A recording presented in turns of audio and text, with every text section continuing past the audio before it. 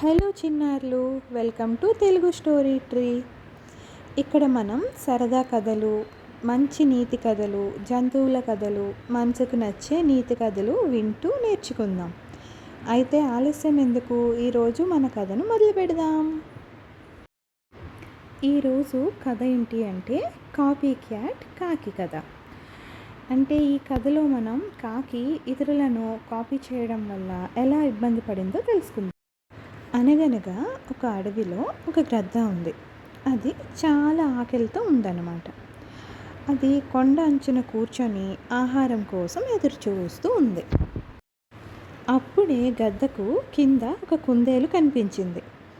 వెంటనే గద్ద చాలా వేగంగా కిందకు దూసుకొని వెళ్ళి ఆ కుందేలును పట్టుకుంది. ఒక చెట్టుపై కూర్చుని ఉన్న కాకి ఈ దృశ్యాన్ని చూసి చాలా ఆశ్చర్యపోయింది. అబ్బా, గ్రద్ద ఎంత తెలివిగా వేటాడిందో అని అనుకుంది. అప్పుడే కాకి ఇలా అనుకుంది, నేను కూడా ఇలా ఎగరాలనుకుంటున్నాను అని ప్రయత్నించడం మొదలుపెట్టింది. కిందకి దూసుకు వెళ్ళడం, మళ్ళీ పైకి ఎగరడం ప్రాక్టీస్ చేస్తూ ఉంది. అలా కొన్ని రోజులు ప్రయత్నించిన తర్వాత ఇప్పుడు నాకు కూడా గ్రద్దలా ఎగరడం వచ్చేసింది అని కాకి అనుకుంది. ఇలా అనుకుంటూ ఉండగా ఒకరోజు చెట్టు కింద ఒక కుందేలు కనిపించింది. కాకి గద్దలా వేగంగా కిందకు దూసుకొని వెళ్ళింది, కానీ కుందేలును పెట్టుకోలేకపోయింది. అలా గ్రద్దలా వేగంగా ఎగురుకుంటూ రావడం వలన తన తల బలంగా నేలపై తగిలింది. చాలా నొప్పితో బాధపడింది.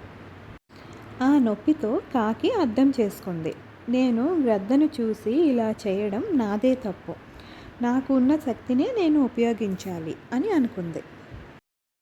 ఆ రోజు నుంచి కాకి ఎవరినీ కాపీ చేయకుండా తనకు నచ్చిన విధంగా, వచ్చిన విధంగానే జీవించడం మొదలుపెట్టింది. నీతి: మనలో ఉన్న మంచి గుణాలను నమ్మాలి మనం, ఇతరుల్లా మారాలని ప్రయత్నించకూడదు. మీకు ఈ కథ నచ్చితే లైక్, షేర్ అండ్ సబ్స్క్రైబ్.